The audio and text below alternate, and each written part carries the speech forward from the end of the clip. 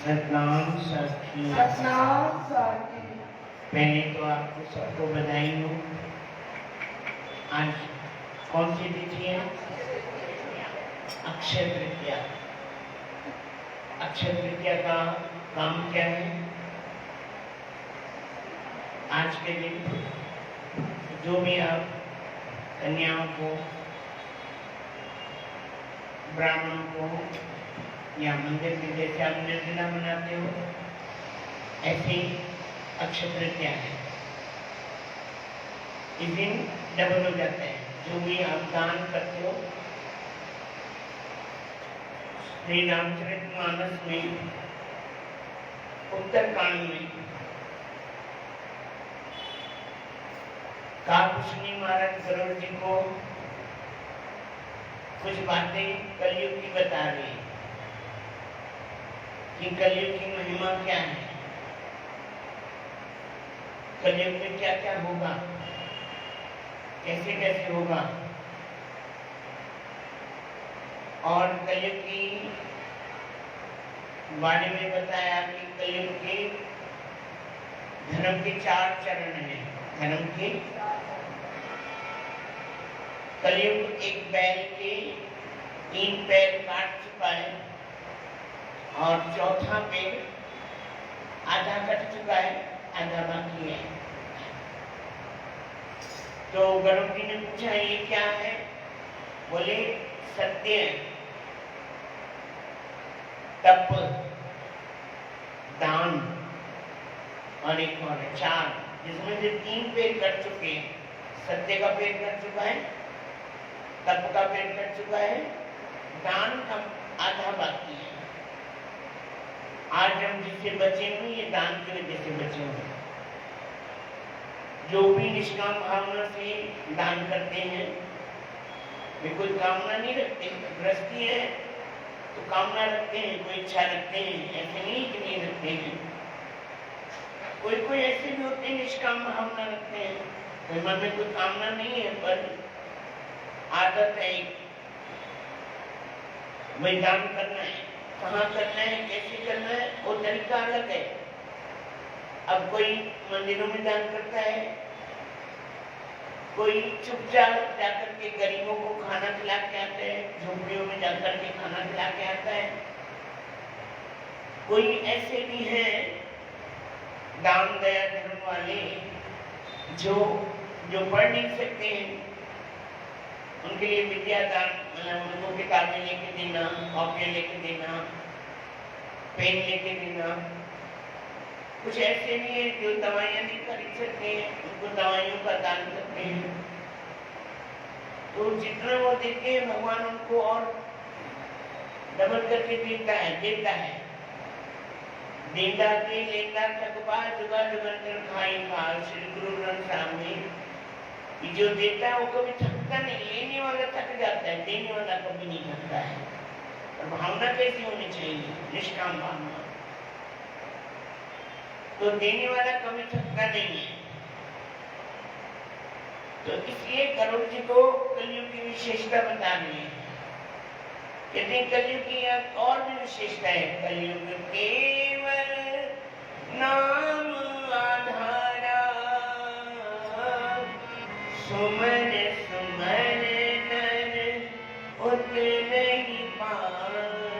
एक विशेषता है कि जितना भी आप संकीर्तन करोगे, जितना भी आप नाम स्मरण करोगे, अगर दिल से आपने किया है, बिल्कुल अंदर से करुणा पुकार से किया है, करुणा की भाव से आपने संकीर्तन किया है, तो भगवान हाजिर हो जाएंगे। जैसे ध्रुव जी, जैसे प्रहलाद जी, जैसे तुकाराम, एकनाथ, जनाबाई, सुखबाई और बहुत सारे संत हुए हैं। कलयुग में कितने संत हुए? सतगुरु देवराम महाराज, सतगुरु स्वामी सर्वानंद महाराज, अपनी माता जी साईं सतगुरु स्वामी धर्म प्रकाश महाराज, अपने तीनों साईं, अपनी अपनी सबकी महिमा है। जो कोई ज्ञान में वृद्धि करता है, कोई भक्ति में वृद्धि करता है, कोई त्याग और तप में वृद्धि करता है, कोई वैराग में आगे बढ़ता है।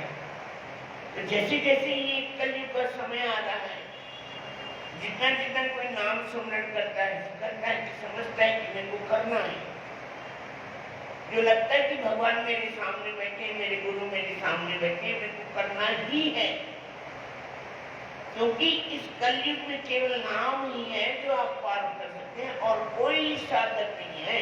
आपसे जप नहीं हो सकता, तप नहीं हो सकता, सत्य नहीं हो सकता। सत्य आप बोलो सच। देखो सच कहते हैं, सच मिर्चा गुड़ झूठा होता है ना, वो मीठा लगता है, गुड़ के जैसे मीठा, और सच कैसे लगते हैं, मिर्चों के समान। लाल मिर्च कैसे तीखी होती है, ऐसे मिर्चों के समान लगती है। तो सत्य बोलना भी आजकल के जमाने में कहीं कहीं, इसलिए आप देखोगे कितने कितने पुराने पुराने संत उन्होंने अपने आप को छिपा लिया। आजकल संतों का जमाना है ही नहीं, मीडिया में आने का जमाना है ही नहीं। जितना आप मीडिया में आगे आओगे उतना आप फंसते जाओगे। इसलिए आप जितना अंदर रहोगे, जितनी गहराई में रहोगे, जितना छिप के करोगे, उतना आपके भजन का प्रभाव ज्यादा पड़ेगा। और ये नहीं कि भगवान मुझे नहीं देखता, भगवान सबको देखता है। देखता है कि नहीं देखता है? अगर मैं 7 कोठरियों के अंदर छिप करके भजन करूं, क्या भगवान को पता नहीं चलता? चलता है। हाँ, एक बात है, दुनिया को पता नहीं चलेगा, पर कब चलेगा? जब हम छोड़ के चले जाएंगे। भाई ये तो इतना बड़ा भगवान का भगत है, इतनी इसके अंदर में भक्ति की, कब पता चला? जब वो छोड़ के चला गया। जैसे देख रहे हो आप, हाजरा हुजूर बैठे, जानते हो कितनी भक्ति थी, कितनी शक्ति थी। उस वक्त कौन जानता था? कौन कदर करता था? कौन कहना मानता था? कौन कितने उनके कहने पे चलता था? सब समझते हैं, सब जानते हैं उनके। हम समझते हैं कि वो हम अभी हमारे पास नहीं है, हम मूर्ख हैं कि हम समझते हैं कि वो हमारे बीच में नहीं है।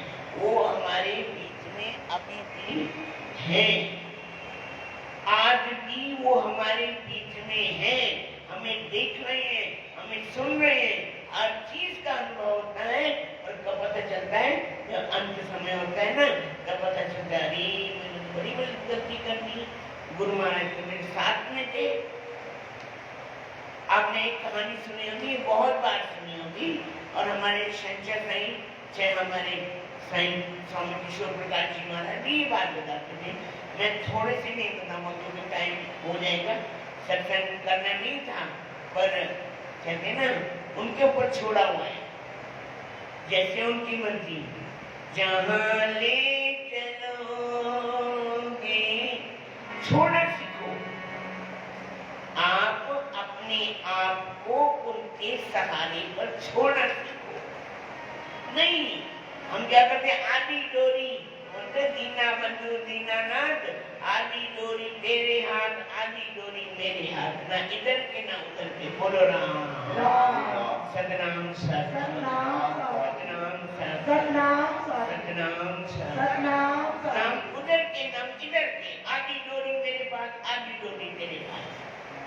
तो भगवान बोलते ठीक है, रख अपनी आदि डोरी अपने पास, जब वक्त आएगा तब पता चलेगा। इसलिए नहीं, समर्पण भाव। इसलिए गीता में भगवान ने आपको, राम जी भी सुनाते होंगे, ये जना परिपास थे। ये भी एक भागवत श्रीमद् भगवद गीता में श्लोक है, और इसका एक अर्थ लिखा हुआ ज्ञानी मुनि गीता, हमारे शंकर साईं ने छपाई भी मोटी गीता है, ज्ञानी मुनि की गीता। गीता ज्ञान ऐसी पुस्तक है, उसमें एक घटना बताई गई है कि एक ब्राह्मण बालक, या समझो कोई एक बालक, जो संत, जो ब्राह्मण देवता विश्वास रखते थे कि भगवान पर पूरा विश्वास रखो, ठीक है, वो सीधा सामान लेकर के गए जहाँ ब्राह्मणी रहती थी, और उनके चेहरे पे कुछ निशान था, गाल पे कुछ निशान था।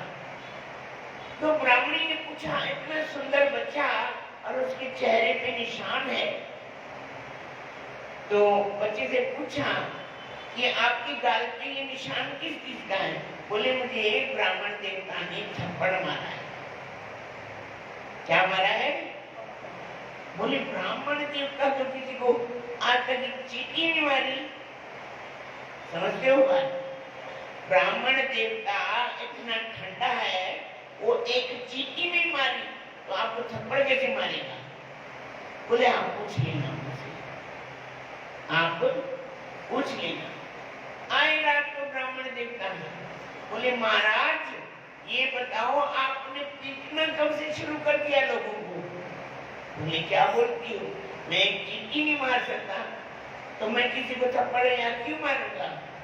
बोले महाराज इतना अच्छा इतना सुंदर बालक आया था और उसके चेहरे पे निशान और ये सीधा सामान आपने भेजा था, ये वो देखे क्या? बोले मैंने तो भेजा नहीं, मैंने तो भेजा ही नहीं। बोले ये देखो इतना सारा सामान आया हुआ। समझ गए, समझदार तो थे, बुद्धिमान तो थे। हमारे पास बुद्धि नहीं है, हम मूर्ख लोग हैं। मैं भी मूर्ख हूँ, क्योंकि हम समझते नहीं है। वो करुणामयी सरकार जिनके इशारे से पूरा ब्रह्मांड चलता है, जिसके इशारे से पूरा ब्रह्मांड चलता है, हम समझते हैं हमारा घर हम चला रहे। मैं ना हूं तो घर न चले, मैं ना हूं तो घर वाले कैसे खाएं, मैं ना हूं तो घर वाले भूखे मरे। अरे बाबा तेरे को भी वही खिला रहा है। बोलो प्रेम से श्री राम। सतनाम सत, सतनाम सत, सतनाम सत, सतनाम सत, सतनाम सत। सतनाम सत। जब सीधा सामान देखा, मैंने भेजा नहीं, और जिस भगवत गीता पर उन्होंने लाइन लगाई थी, समझ गए कि ये भगवान जी ठाकुर जी खुद आए थे और ये जो मैंने लाइन लगाई है उन्होंने उनको वो चोट पहुंची है। तब उन्होंने ठाकुर जी से खूब माफी मांगी। इसलिए समर्पण भाव में और हम घबराते। सच्ची बात बताऊं, पता नहीं भगवान कम करे सी कि क्या न करे सी। कहते हैं करेंगे कब, भाई करते तो लोग है ना, भगवान थोड़ी काम करेगा। अरे क्या उसके हाथ का नहीं है? क्या भगवान के हाथ का नहीं? वो नहीं कर सकता। जब त्रिलोचन भगत के घर में नौकर बन के आ सकता है, संतों को भोजन खिला सकता है, तो क्या उसके हाथ नहीं? वो हमारे बीच में नहीं आ सकता। पर हमारी नजर, हमारी बुद्धि, हमारे विचार, हमारी सोच, हमारी समझ बिना काम किए मूर्खता की है। अरे बाबा जहाँ देखो यहाँ दाना लिखा है वहां तो खाना है। चाहे कहते हैं ना, दाने दाने में लिखा है खाने वाले का नाम, ठीक है। अब एक और शब्द है, अपनी अपनी किस्मत का खाता है हर शब्द। चाहे वो इधर खा ले, चाहे अपने खा ले, घर चाहे घर में खाए, चाहे कहीं नहीं खाए, तो खा किसका रहा है? दे कौन रहा है? दे कौन रहा है? बताओ। भगवान दे रहा है। जब दे रहे तो हम खा रहे, और नहीं दे तो कहते ना भाई तेरी कृपा के बिना हे प्रभु मंगल मूल, पत्ता तक दाने खिले न कोई फूल। अब आप एक धरती में एक बीज डालते हो, बड़ का पेड़ देखा है ना कितना बड़ा होता है, उसका बीज कितना छोटा होता है। पेड़ इतना बड़ा और बीज इतना छोटा कैसे? क्यों? और एक पेड़ से लाखों करोड़ों बीज होते हैं। बताओ, एक बीज से लाखों करोड़ों बीज होते हैं। अब गेहूं का एक दाना धरती में डाल दो, पानी आएगा, बरसात होगी, वो निकलेगा। दाना आपने एक डाला तो निकलेगा कितना? तो ये किसने दिया? किसने दिया? बताओ। आपने एक दाना बोया, आपने एक बीज बोया और उसमें से कितनी बालियां निकली? तो ये कौन देना है? ये कौन देना है? कहां से आ रहा है? ये कौन दे रही है? परमात्मा की कृपा है। बस अपने आप को थोड़ा समर्पण भाव में रखो। सोचो कि जो वो बनाएगा वो हम करेंगे। जहां ले चलोगे वहीं मैं चलूंगा। जाने चलोगे वहीं मैं चलूंगा।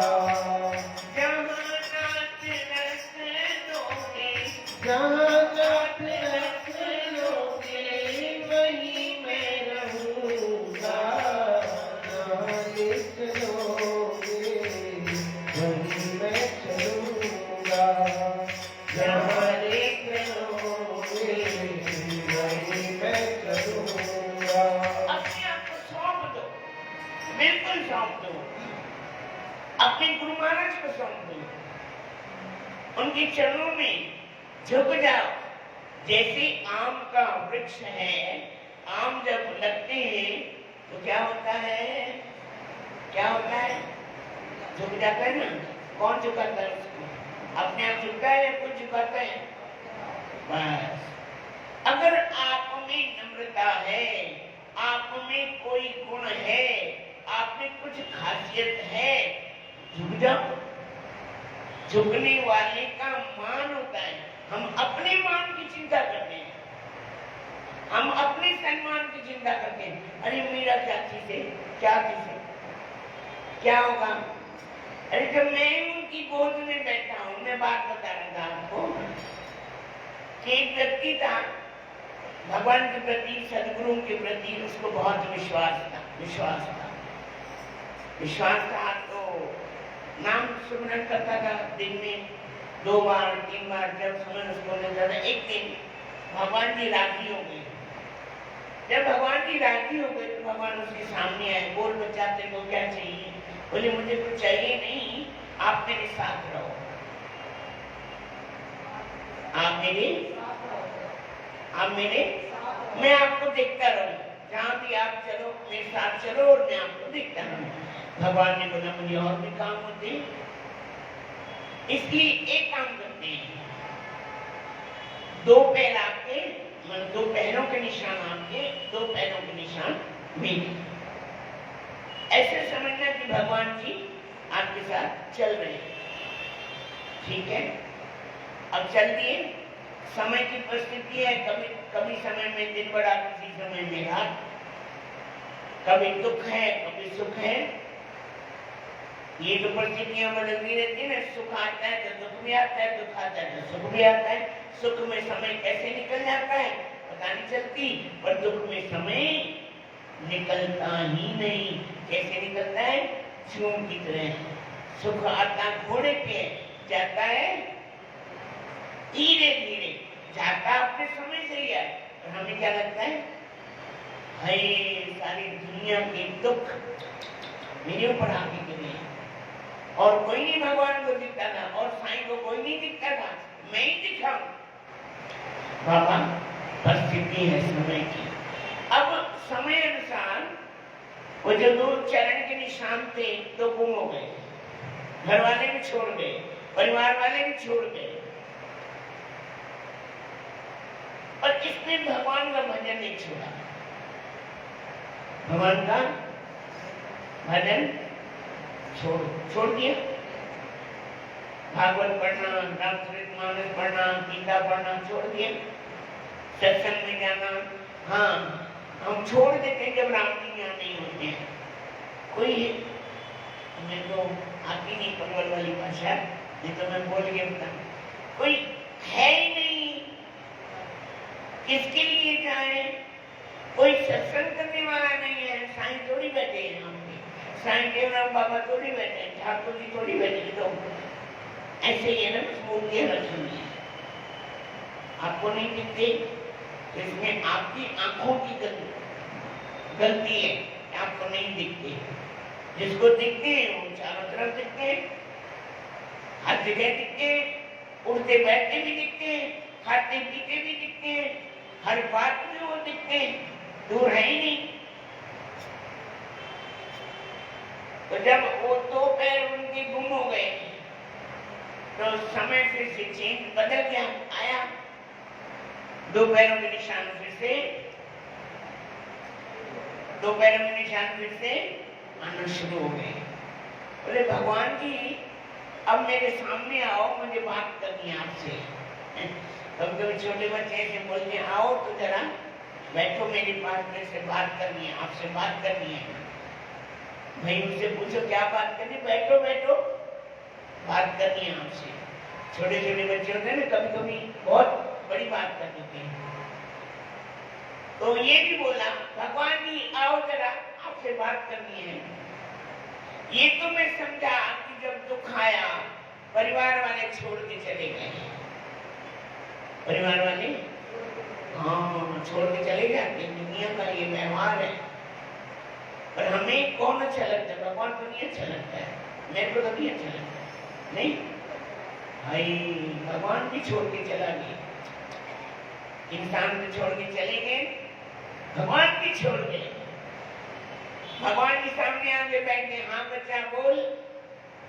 बोले महाराज ये बताओ, दुनिया तो घर वाले तो छोड़ गए, आप क्यों छोड़ गए? अरे भाई मैंने आपको कभी छोड़ा ही नहीं है। श्री राम। अभी भी नहीं बोल रहे, नहीं बोलो ना, कोई जरूरत नहीं है ना। अरे क्या करोगे बोल के? कहीं भगवान के वैकुंठ धाम में पहुंच जाओ तो भगवान बोलेगा ये सारे आलसी मेरे बना देंगे। नहीं तो बोलो श्री राम। सतनाम साखी, सतनाम साखी, सतनाम साखी। बोले बच्चा बात सुनो, जब आपके ऊपर दुख आए, दुख तो आप तो मेरी गोदी में बैठे थे। अब छोटा बच्चा माँ के साथ जाता है, चलता है, चलते चलते गिर जाता है ना, रोता है, तो माँ क्या करती है? गोद में उठा लेती है। उसके पैरों में निशान होंगे। बोले जब तेरे पास दुख आया और जब मैंने सोचा ये घबरा ना जाए, तो तेरे को मैंने अपने गोदी में बिठा दिया। वो जो चरणों के निशान वो तेरे नहीं थे, किसके थे? किसके थे? मेरे थे। बताओ भगवान छोड़ सकता है? छोड़ सकता है? कैसी भी परिस्थिति हो याद रखना, गुरु, सतगुरु और भगवान कभी भी आपको छोड़ नहीं सकते। दुनिया वाले, परिवार वाले, संसार वाले सब आपको छोड़ करके चले जाएंगे, पर भगवान और सद्गुरु जिनकी नजर में हम आ गए, जिनकी नजर में हम आ गए, मैं उनकी नजर में हूँ। एक बंदा हमारे पास बड़ौदा में है, वो जब भी आता है ना दरबार में कहते हैं भगवान भी सही तो, भगवान भी सही तो, भगवान भी सही तो। एक संत जी भी जानते हैं। तो मैं बोलता तेरे को नहीं देख रहा, तेरे को भी तो देख, बोले मेरे को भी तो देख रहा है, भगवान इससे ही तो। जब ये लाइन आपको याद रखेगी, अब ये लाइन याद रखोगे तो कभी गलत काम आपके हाथ से होगा ही नहीं। कि भगवान हमको दुनिया वाले नहीं देखे तो नहीं देखे, संसार वाले नहीं देखे तो नहीं देखे, अपने नहीं देखे तो नहीं देखे, पर भगवान देख रहा है। जिंदगी में ये बात याद रखना, जो ऐसा सोचता है, जो ऐसा समझता है, जो ऐसा कार्य करता है, कभी वो दुनिया में धोखा, संसार में धोखा नहीं खाता और वो सीधे भवसागर पार हो जाता है। याद इसलिए आओ दो लाइनें मिलकर के बोले, करता मुझे तो ऐसा करना,